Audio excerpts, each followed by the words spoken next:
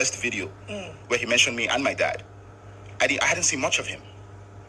I hadn't seen. Yes. What I remember seeing was, I think this was probably like a while ago, some stuff about people that didn't have NAVDAC and they were selling products. And that was the beginning. Yes. At that time when I saw some of those clips, I was like, okay, this person seems to be doing something right. This is a good cause. Facts. But aside that, I wouldn't lie to you, I really haven't seen much of his work. Which can happen because social media algorithm takes people different ways. Yeah. Now this person, one day, thought it wise to turn on his ring light, sit down, and via direct statements, insinuations, and innuendos, allege that myself and my dad connived with some certain individuals to manipulate justice and bribe the EFCC. And adding that the reason I've done this is because I have a homosexual relationship with Bobrisky. Going further to say that my posturing as an activist, everything is false. Yeah. Well, how did you feel about when that came out? Personally, how did you feel? How would anyone feel? It's horrible things to say. Absolutely no proof. Why would you just come and allege all these things? You have absolutely nothing to support all these statements. And this is why I say, when we speak about seed of discord, just ordinary Nigerians, I think also need to be a lot more careful in jumping into conclusions and let's just look at things a bit more objectively, and somebody just coming up and alleging something shouldn't be the basis for which you draw your conclusion. What has this person shown to support this allegation? And what a lot of these people will now say, why don't you face this? Okay, well, now, via my counsel, I wrote to the person that he's alleging or he's attributing all these statements to, and the person has denied that absolutely no money was paid to me or my dad for nothing. All these things are false, basically. So now you have to defend yourself, because he who alleges must prove. I've gone to court for defamation of character, because that's clearly what this is. Now, recently it was reported that the court has ordered 500 million naira to be paid, blah, blah, blah. I mean, that's false. The case of defamation is still very much in court.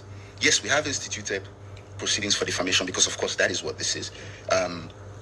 That is very much still ongoing. However, there's something called interim applications, which you can do. While a substantive case is still ongoing, you can apply to the court for an injunction.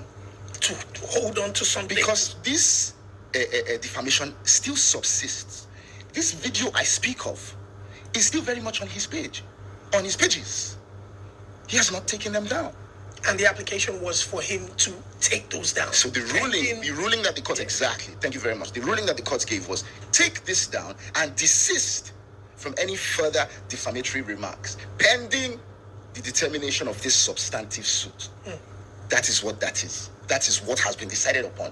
Of course, in my defamation suit, I'm going to ask for damages, because that is the only remedy available in a civil suit. I'll have you know that there's a criminal angle to defamation. I chose not to go that route. So there is a criminal angle. There's a criminal angle to defamation now. He could very well have been arrested. But this so-called narrative that they're peddling now, because now that's the narrative that, me and my family want to oppress this guy because we have legal muscle. Come on, man. I know they find trouble, Baba. I know they find trouble, Baba. I dare my day. You set your ring light, begin to talk all this nonsense about me, and you expect me to sit down? I afforded this guy a phone conversation. Yeah, I wanted to speak about Sheon Kuti is a mutual. Yeah. I saw, when this thing first came out, I saw Sheon Kuti saying on his Instagram live that he knew about it, something. So I called him. What's with this, Baba? So Sheon must have called him, and then he reached out to me. And on the phone, this guy was instantly defensive. From the big, bro, I try and listen. What are you even already fighting about? And he said to me, without mincing words, he said, Shibi, you're a lawyer, go to court. In my opinion, this person, during the conversation to try to find ground, this person, in my opinion, wanted the litigation. Now, what he thinks that does for him, I do not know. I do not know what he thinks that does for him. I don't know if he thinks it will posture him as some sort of hero. But he clearly wanted the litigation. Without that conversation went. Because as soon as you posted this this thing. I sent you the pre-action notice saying what you've posted is a load of bollocks, absolutely false. I need you to take it down and offer an apology within a certain amount of time. What did he do? Nothing. I thought I saw, first of all, apologies from Sheon, and then I saw I believe I saw an apology from him too. So Sheon Kuti did his because of the things he said on his life, but that's aside. Yeah.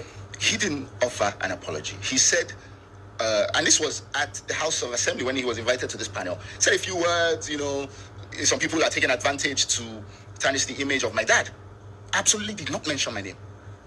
Has been dodging mentioning my name ever since I wrote to him.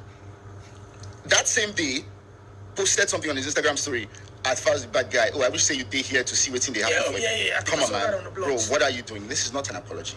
This defamatory publication still exists on your page. What are you doing? What is this? And you people are trying to peddle a narrative that I'm an oppressor. Are you people in? Your track record.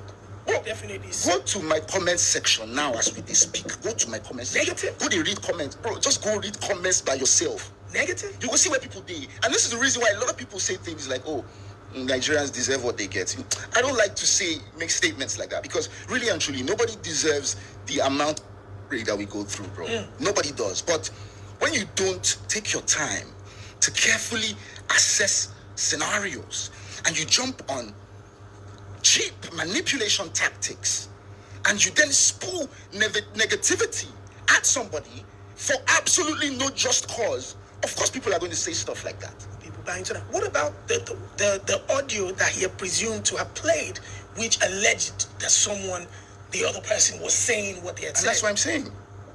That audio now has been denied by the person that he's alleging was the author. And bro, he who alleges must prove.